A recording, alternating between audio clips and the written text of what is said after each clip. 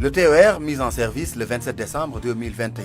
Retour sur la vision. S'agit-il, Excellence, d'un excès d'ambition que de disposer d'un tel outil? Ce n'est pas avoir de l'ambition ou un excès d'ambition que d'aimer pour son pays, pour l'Afrique, des choses qui se font partout ailleurs dans le monde. Je ne peux pas accepter qu'on veuille réduire l'Afrique à la misère. Ça, je ne peux pas l'accepter. Ce que les autres font, nous devons pouvoir le faire. Et la preuve est là, nous le faisons.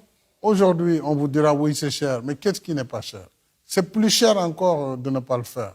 L'inaction coûte plus cher, puisque dans 10 ans, dans 20 ans, il va falloir déguerpir combien de monde parce que nous serons plus peuplés. Il y aura encore plus d'occupation du sol, les technologies vont encore être plus chères. Donc, c'est cette inaction qui est la plus chère et non pas le prix d'une prestation, d'un service connu par ailleurs par le monde. Quid du coût, Monsieur le Président? Une technologie, ça a un coût, il faut se donner les moyens de l'acheter. Donc, le coût du TER, c'est un débat qui n'est pas un débat essentiel.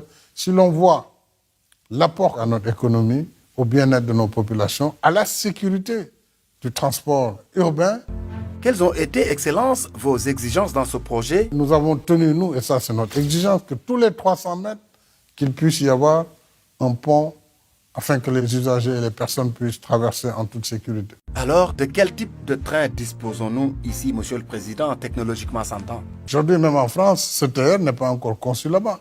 Il va être une technologie nouvelle, il n'y a même pas de signalisation verticale sur la voie, tout est embarqué. Donc, c'est des technologies qui ont leur prix.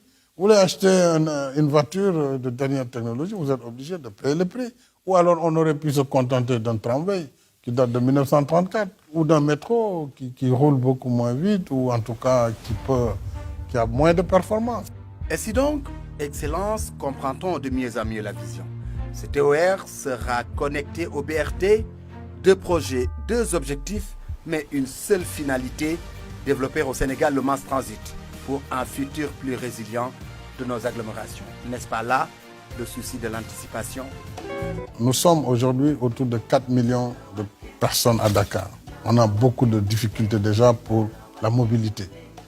Dans 10 ans, nous serons plus de 8 millions d'habitants sur le même périmètre. Et dans 25 ans, nous serons presque 12 à 15 millions dans la presqu'île de Dakar. Comment nous allons bouger?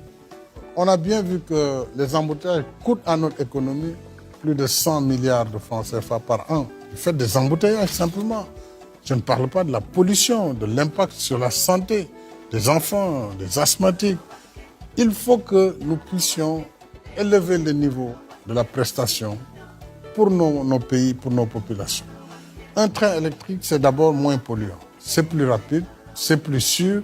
Ça transporte plus de personnes que 100 000 bus que vous allez mettre. Donc le choix est simple. Soit on fait le choix de l'avenir, de la technologie, ou alors on reste à la période médiévale. Le passé contre le futur, devant ces 2 extrêmes, Excellence, point de dilemme cornélien. Les générations présentes comme futures font le pari de l'avenir.